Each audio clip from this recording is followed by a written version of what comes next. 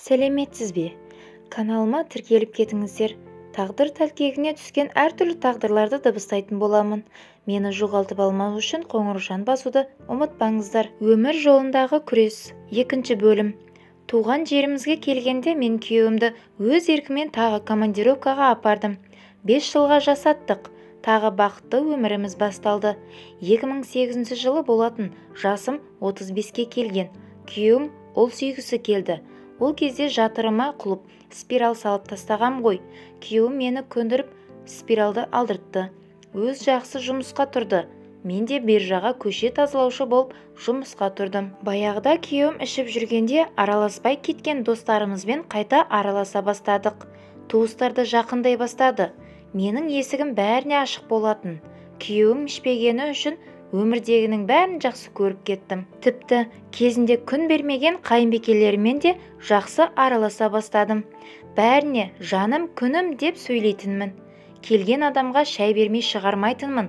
Өмірге деген құлшыныс пайда болды. Көп нәрседен құр қалып қойғаным үшін бәріне үлгерейін дегендей үйге қонақ шақырғанды жақсы көретін едім.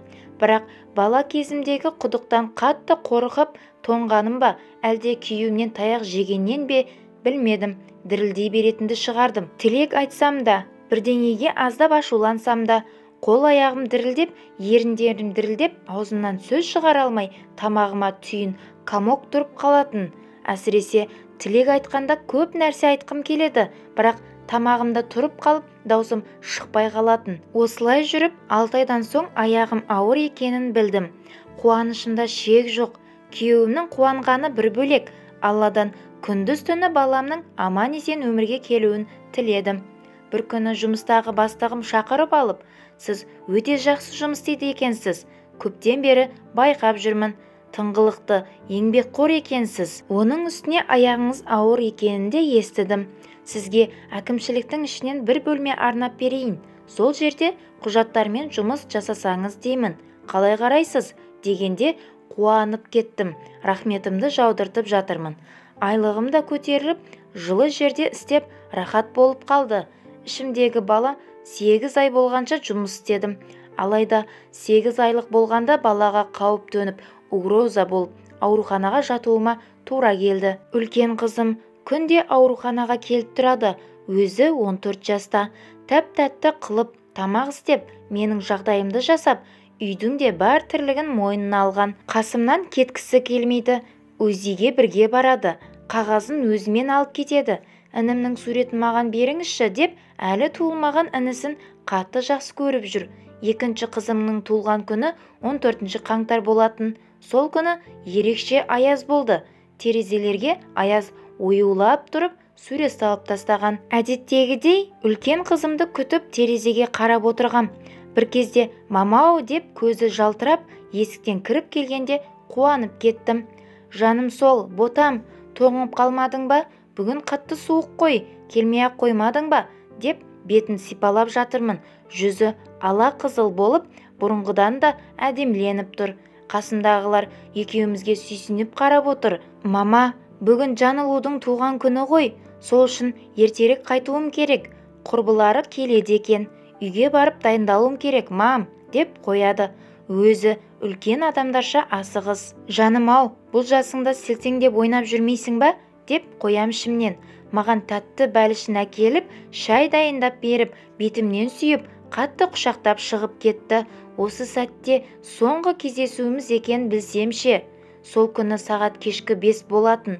Көшеге шығып, жаяу жүргіншіден пешеход өтіп барап жатқанда, Пазик автобусы тоқтай алмай, жолдың тайғақтығынан қызымды жұлып әкетіп, 10-15 метрге дейін сүйреп барған екен. Күйеуім торт пен қуыршағын алып үйге жақындап, енді табалдырыққа келгенде милиция хабар беріпті.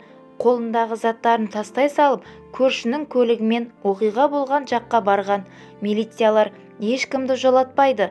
Жедел жәрдем келгенімен еш пайдасы жоқ екенін біліп, бастарын шайқап тұрған екен. Күйеуім барып, шашылып жатқан қызымды көріп, құшақтап жылай берген. Моргқа дейін қызымды ешкімге бермей, өзі көтеріп барыпты. Күйеуімнің үсті басы қан жоса. Мен жатқан ауруханаға келген ғой. Дәрігерлер оны кіргізбей, әйеліңіз сіздің мына түріңізді көрсе, балаңыздан да айырылып қаласыз. Сабыр сақтаңыз, үйден басқа адам жібертіңіз, деп қайтарып жіберген. Медбикелерге менің телефонымды алып қоюларын бұйырған. Мен әжетханаға кеткенде келіп, қасымдағыларға айтып, бәріміздің телефонымызды алып кетті деңіздер, деп кетіпті. Палатаға кірсем, бәрі маған қарамайды, сөйлемейді. Телефонымды іздесем, алып кеткенін айтты. Медбике келіп, 3 укол салып кетті. Жатыңыз, деп жатқызып қойды. Жүрегім сезгендей, мыналарға не болған, деп қоям. Бір кезде қайынбикем мен қайнағам кіріп келді. Қасында бас дәрігер бар. Не болды? Тыныштық па? Сен тек сабырлы бол, я? Ішіңдегі баланы ойла.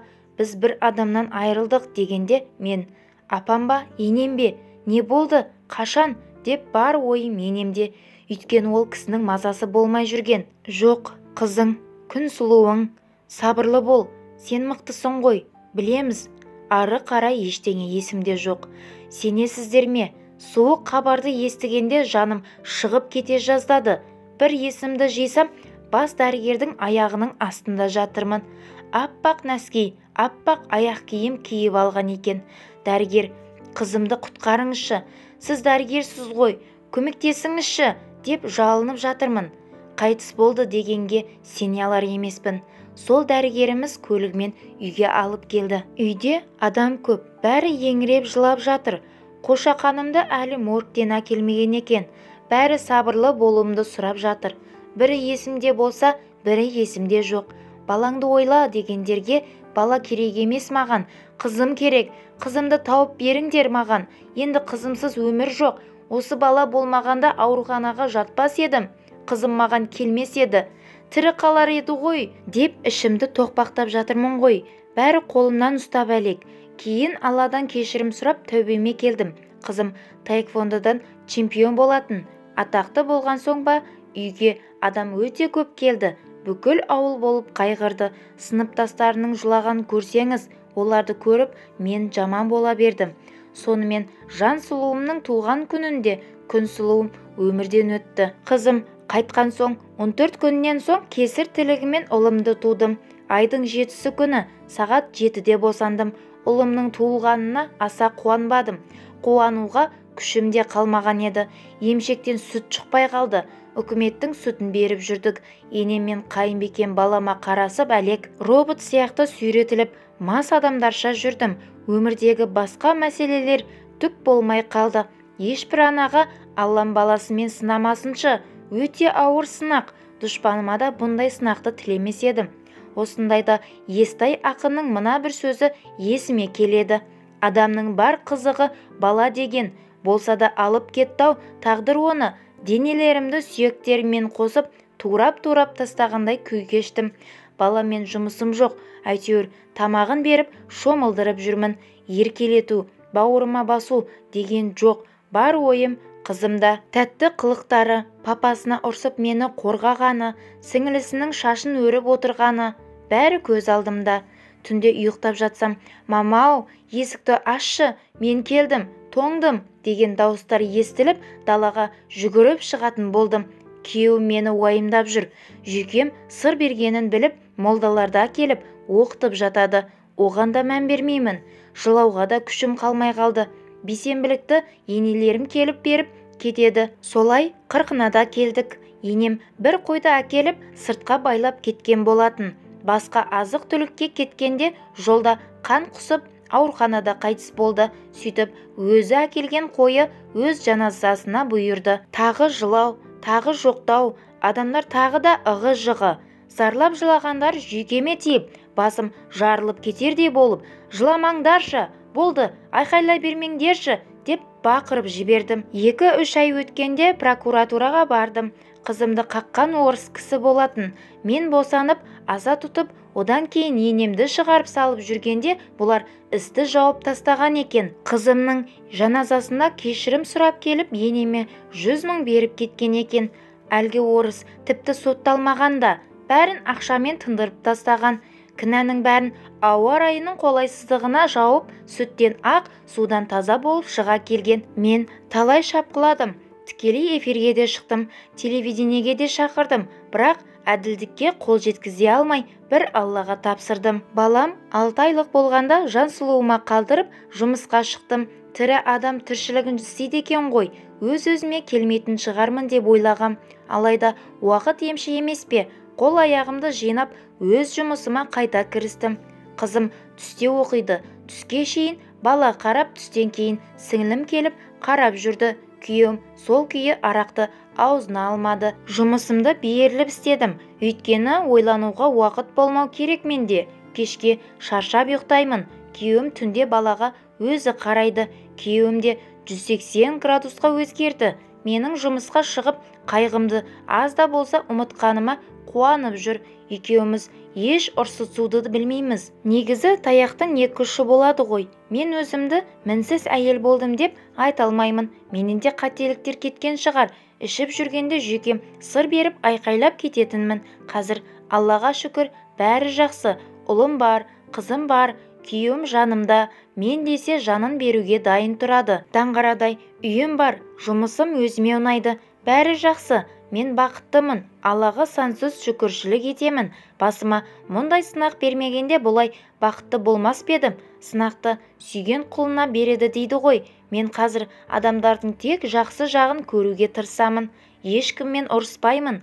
Өзіме тиіскен адамға да тиіспеймін. Менің көрген азабымның алдында бұл не тәйірі деп қоя саламын. Әкем осыдан 4 жыл бұрын қайтыс болды. Өлгенше жанында болдым. Маған ырза болып кетті. Талай кешірім сұрады, бірақ мен әкемді баяғыда кешіріп қойғанмын. Қазір отырыстарда күйеуім екеуміз жаңадан үйленгендей отырамыз. Ол мені осы келіншегім болмағанда мен баяғыда қаңғыбас болып кетер едім. Мені адам қатарына қосқан осы жан жарым. Мен бұған не көрсетпедім, бәріне төзді. Сол жылдар қайта келсе қатемнің бәрін түзулейтін едім. Кешірші жаным деп достарының көзінше мені ұялтады. Мен де қалыспай, ананасым менің, кокосым, бананым, сен болмағанда мені кім алар еді? Өмірден байсыз өтер едім ғой деп әзілдеп қоям. Баяғы өшпенділіктің бәрі кеткен. Мінеки, менің кейіпкерімнің басынан сонша сынақ өтсе де, мен бақыттымын деуін тоқтатпайды. Әйел бақыты деген осы шығар. Алдын жіберген запистерінде де бақытты екенін қайталай береді. Кейде біздер болмайтын нәрсеге ажырасамыз деп шығамыз ғой. Қазіргі жастар қалағанын әпермесе де, күйеуі біреуге жылы есемес жаса да төркіндетіп шығатындар да аз емес. Ақылды әйел күйеуінің жүретінін білсе де, білмегенде жүре береді. Әйтеуір айналып келеді ғой деп. Осылай кешірімді болу керек деп ойлаймын. Балаға жылулық көп сыйлайық. Кейбір ер азаматтар әйелді баланы ұруды тоқтатса екен. Әйелдер де күйеуін осылай құрметтесе, ажырасу азайыр ма еді. Өзімізден бұрын баланы ойлап, көп нәрседен бас тартуға болады. Жан жарыңызды біреумен салыстыруды қою керек. Тек жақсы жағын көре білсек екен. Жаман істесе де жақсыға жору керек. Тыңдағандарыңызға рахмет. Төменге өз ойларыңызды айта кетіңіздер.